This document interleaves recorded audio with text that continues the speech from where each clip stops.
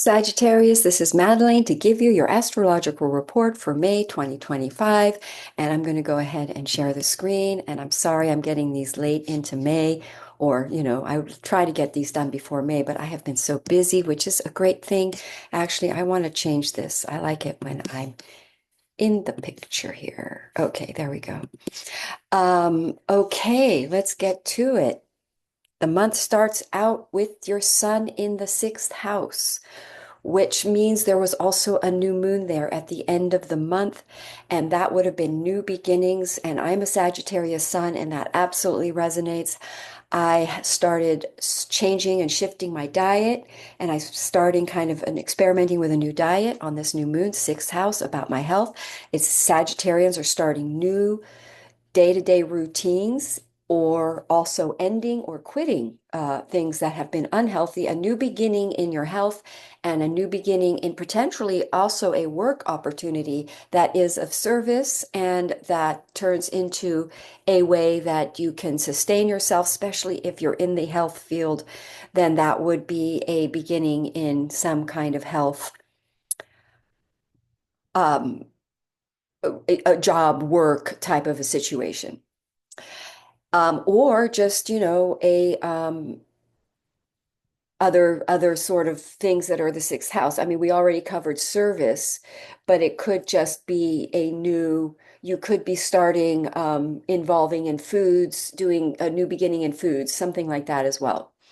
All right, so then we're going in, the sun is going to move in the mid-month 520 into the seventh house, which then puts your attention on your relationships and co-collaborative partnership agreements. There's going to be in May and June, there'll be a full moon, a Sagittarius most likely, and that will be a culmination in your seventh house. So there is this focus on partnership agreements, and let's look at the rest and see what else is happening in your seventh house. But it's possible we're looking at relationships beginning. A lot of people are starting their true divine partnership connections right now, aligning with them because of the nodes having been conjoined with Venus and Neptune and Saturn.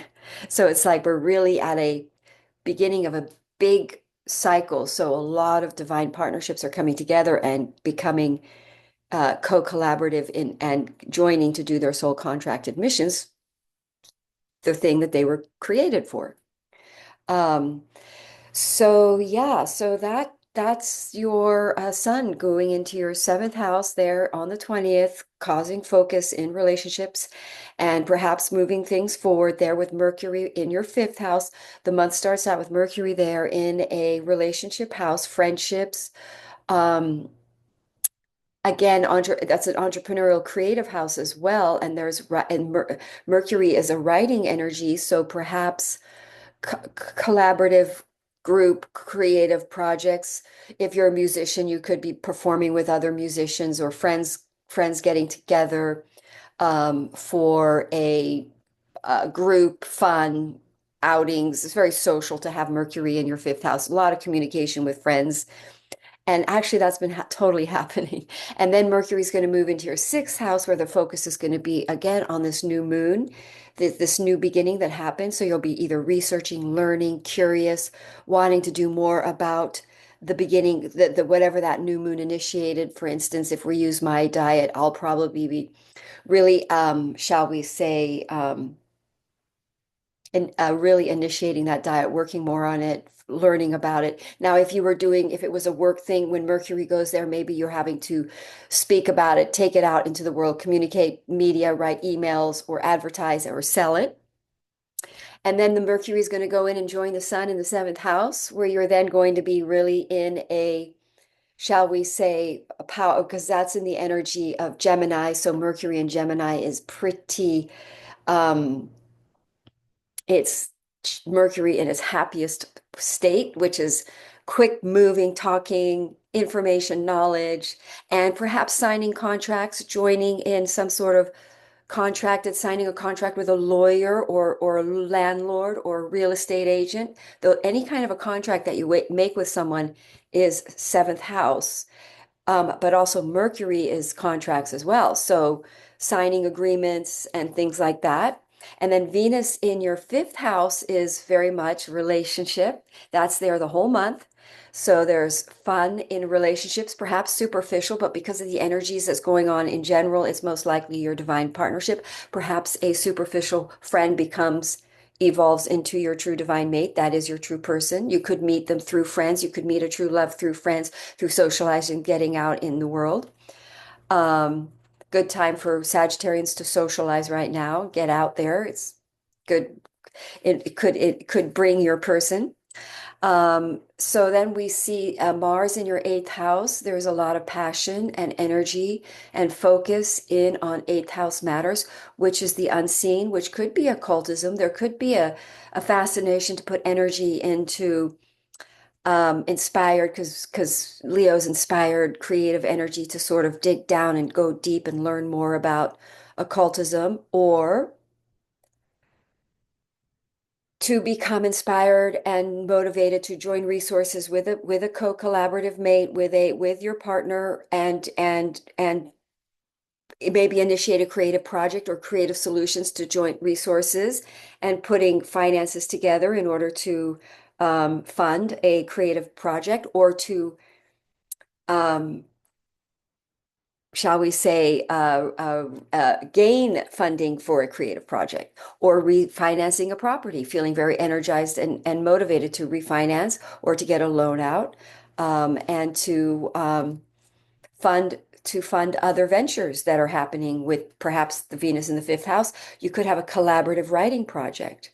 And so you want to, you are going to, perhaps live on the second and then sell it. I don't know if that's the best thing to do, but maybe you decide to do a second on a property and then improve your property and refinance and get a lower interest rate. I don't know if that's possible right now. I have no idea what the interest rates are like. I'm just being creative with that eighth house Mars Leo. But anyway, you have Jupiter in your seventh house. So that is very dharmic, some sort of dharmic mission calling, doing with your divine mate or a partnership. Um, if let's say you're a lawyer and you have Jupiter in your seventh house, you meet other lawyers, and you get a law case and you do very well. Like there's a case, a court case goes very well with Jupiter in your seventh. Or let's say you are signing with a lawyer. It's in your seventh house for the year, or you're learning and educating yourself about the law, or business dealings with other people and making a lot of business dealings. Jupiter in your seventh makes it very auspicious time to do business. And then Saturn in your fourth, which has been there for about 3.5 years, 2.5 to 3 years, which has been restructuring your living situation. A lot of Sagittarians I know have been moving and changing things about their living and their home situation, and wrapping up karmic past family, karmic issues, resolving, clearing out of the system, purging it. Then you're going to have Saturn move in 525 at the end of May. By the way, mid-May, things are going to go forward when Venus gets out of that shadow, which is where it was when it went retrograde at 9 degrees, which is May 15th.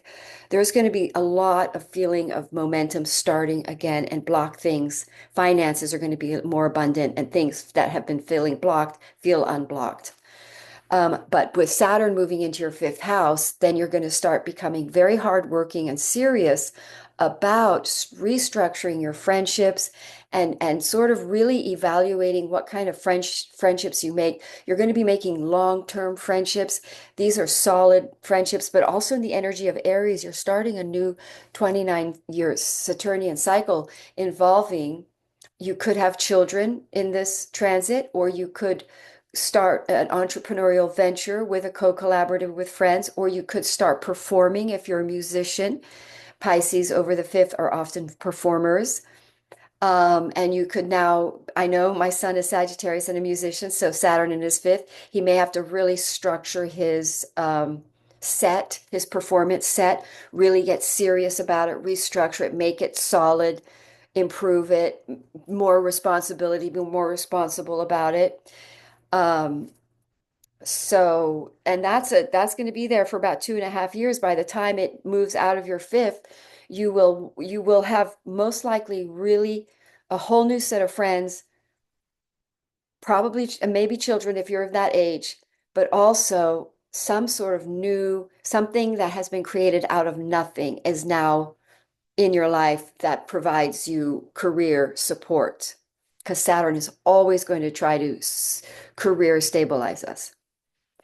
And then Uranus, I'm not going to talk about because that's going to move into Gemini in July, and I'll talk about that then. And Neptune is going to be in stationing there in your fifth house, which is very creative, by the way. So that really emphasizes a creative, artistic, and inspired energy with being in Aries and an idealistic approach to things. And with Saturn there, it's going to make sure you're practical.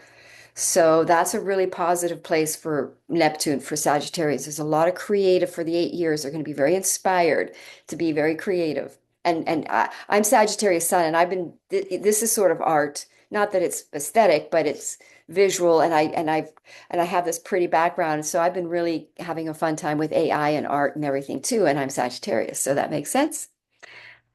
And then Pluto is going to go retrograde in your third house for Sagittarius. So there is going to be we're going back over the skies where Pluto was. Pluto went into the sign of Aquarius in November. Now it's going to go retrograde from November until the 5th. There's been some communication issue involving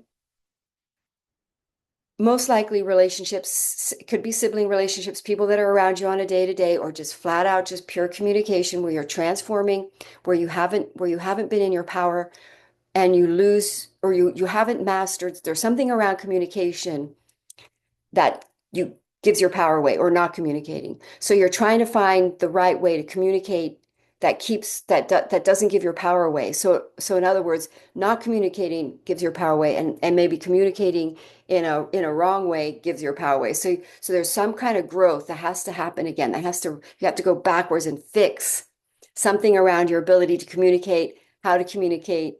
And don't forget, Mercury's in your seventh house.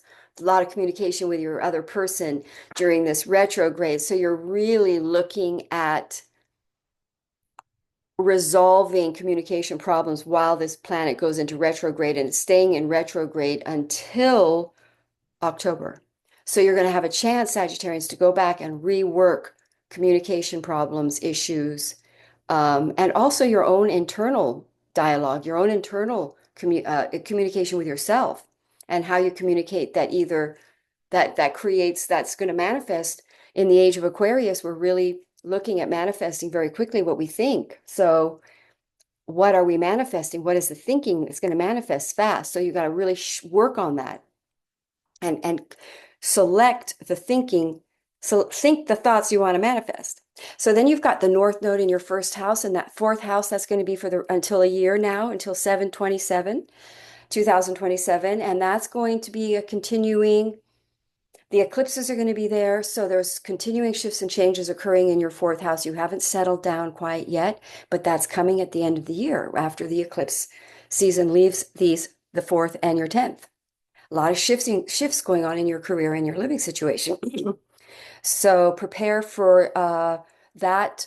You're going through upheavals and changes so that you can settle in about a year.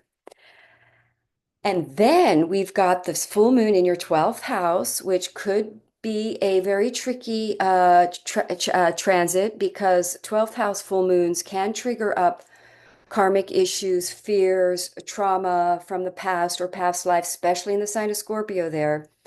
And some fears could get triggered. There could be triggering fears. I haven't looked at this full moon completely yet, but there's probably a good square or two involved in this one. And it's going to rattle a little bit of there's going to be drama potentially that rattles your sense of security, but what happens is it's just rattling a undercurrent fear that needs to be purged, and that is not really real. And whatever crisis shows up in this full moon is not, it's not as bad as you think.